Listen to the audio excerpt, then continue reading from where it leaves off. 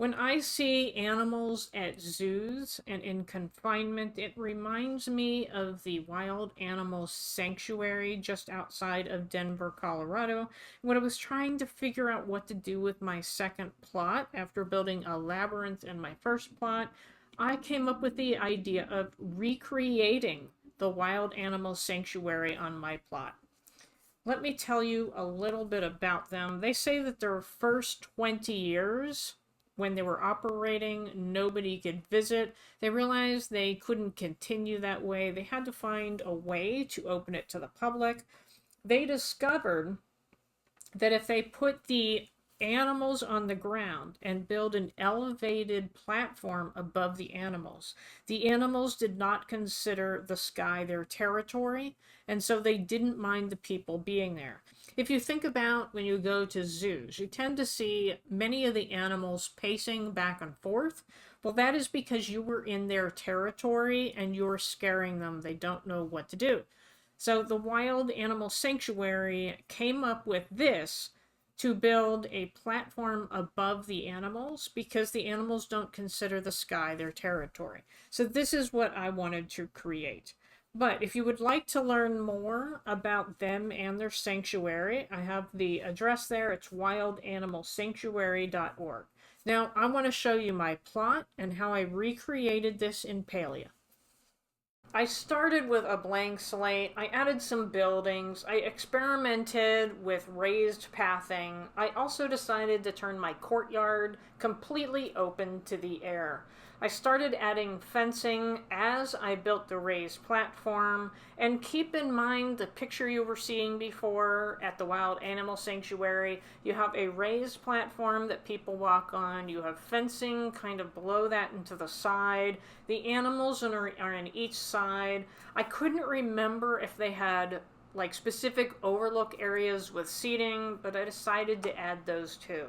One of the other things I struggled with is how to get people to the door and what function the building had. I actually came up with a function for the building towards the end. I didn't even decorate it except for the interior courtyard. Originally, I was going to have this pathing go towards the door. I abandoned that one. But as I added the path, I just kept adding posts and fencing just to keep my eye on the ending.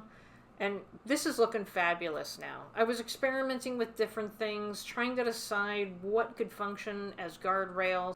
But I ended up going with the wood blocks because, seriously, Singularity 6, we really just need handrails or guardrails. But I kept expanding, I kept putting in the fencing, I kept putting in the trees. I tried to kind of keep everything flowing so that I could picture it as I went, adding all of the different elements, the fencing, the posts, the animals. I started putting the animals in the pens. I started putting benches so I knew where the lookout areas were going to be. All of this helped me keep focused. I can't even tell you how many trees I had to chop down to do all this. The amount of wood I used was completely insane. But at least it gave me all these seeds to use for in between the plots for the adult trees and within the plots for the younger trees. I wasn't quite sure how many pens I was going to have at any given moment, mostly because I was constantly running out of wood for fencing. I wanted to put a pathway going towards the house, so that made this overlook a little bit bigger and a little bit more special. You'll see what I ended up putting in there. But I just kept going forward, putting that pathing down. But this is it, probably about halfway through the process. It's looking really good. Here I am adding another overlook point between the two pens. One of the biggest unknowns I had is what was the purpose of the building and how were people going to get there? So I did struggle with that. Here I'm removing the fencing because I realized it's going to be too close to the platform. But I didn't at this point know how far the platforms would go out or how people would get up and down. At this point in the process, I started decorating the plots. I started with trees just because they would take the longest to grow, but I did add other things later. I did work on this area, which I ended up modifying completely because I finally figured out what to do with it. But then I also was working on a courtyard inside the building. Remember that open courtyard? I was very disappointed that you couldn't plant flowers underneath the trees. At this point, I'm still not really sure what to do with the building. I still don't know the purpose of this fence, but I kept adding it because in my mind, it would kind of help me see the area in my head in relation to the wildlife animal sanctuary. So it really did help me come up with ideas for me to implement.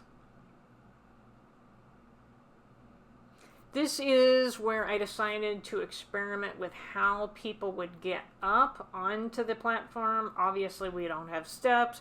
And Singularity 6, I'll tell you, my two biggest wishes for this game are a doorbell for when you're going on somebody else's plot and staircases. I do not want to try and figure out how to glitch staircases. I tried that one day and I could not get it to work no matter how hard I tried. I don't know if it's because I'm on a Switch, but I really just want to be able to put stairs under here. Here I am continuing to add trees onto the plots. It really did help me to come up with an idea for what other things I could put in the plots, thinking back to the wild animal sanctuary itself.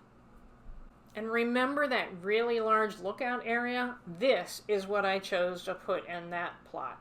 Don't we miss this frog? Since my ramp ended up working so well on the other side, I got rid of this monstrosity and I did the same thing over here. Still not quite sure what to do with this area though.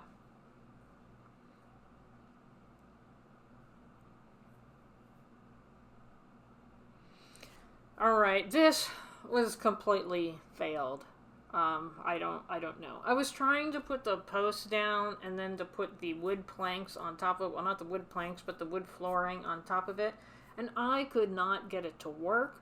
I started putting it on and they were kind of putting on not equal to each other, and I thought, ooh, that is a really cool look. Maybe I can just like stagger them, but then I couldn't even get the staggering to work. It was just completely nightmarish. The floor panels weren't matching up to the posts at all. It was just a nightmare. I ended up getting stuck underneath this canopy, underneath the walkway. And the only thing I could do was press the A button to sit down. And if you saw my short of it, I was underneath my platform there. I'd press A and it would move me up into the chair. It was a complete nightmare. I got rid of it. Let's take a very brief tour of my wild animal sanctuary. I'll tell you it's not completely done, but I definitely wanted to show you all of the work that I have done. I'm working on getting a tour with Yorsei Games. And so here is the walkway that I'm on. If you look on either side, there is a pen with, in this case, it's a plushie, but it's supposed to signify an animal. The animals are just carrying on with their life, not caring that the people are above them on the elevated walkway. Here is an empty pen with room for something to move in. There's another animal down there. We have seating, we have some shade, because, you know, the sun can get kind of hot sometimes in Denver. There is a deer down there. And, oh look, our friend the frog has a pen as well. And then you come over here, and we are set with 2 pens that don't have any animals in them right now. And something is about to move in. The Wild Animal Sanctuary also has an outdoor dining area, so I'm in the process of adding that. I have the tables, but I have not added an outdoor kitchen yet. Then you come into the building. This is the gift shop. Of course, when you're done with an attraction, you always have to end up at a gift shop. You walk through here, you end up in this beautiful courtyard, which I'm still making final touches on. This one is actually closed up. I'm going to have to show it to you from another direction. And of course, no tourist attraction is complete without bathrooms. So I'm still working on this, but this is the bathroom area. All right, and then over here we have a very nice garden area. They're growing some fruits and vegetables for their animals. And then you come through here. This is the entrance. This is meant to be like an information center, but I'm not quite done with it yet. And then we just have a nice area over here for visitors to lounge in front of the fire. And like all great spaces, you come up with ideas as you go. And that happened to me with the last space I'm going to show you, or the last section I'm going to show you. You walk through the trellis here and you enter this courtyard. I haven't done much with it yet because I basically just came up with the idea. This is going to be an event space that you can rent, which, you know, I'm pretty sure the Animal Sanctuary probably does have. They host special events. And then this area over here, we got to be really quiet because it's an employee area and we're going to hop the fence. All right? So just be quiet. All right, there is the employee entry fence. So any of the employees go through that fence. They come here, they go through this door. And this, still in progress, is the medical facilities for the wildlife sanctuary. You can see some of the crates that are still here that they use to move the animals around. But that's not it. We're going to come out here. We're going to go outside the plot. There's a little bit of a secret space over here. There is a second employee entrance right past this gate, and you can see some of the crates from transporting the animals are still here.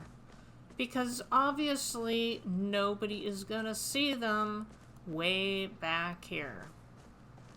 I'm going to end my video with my glow bug here. It took me forever to get that.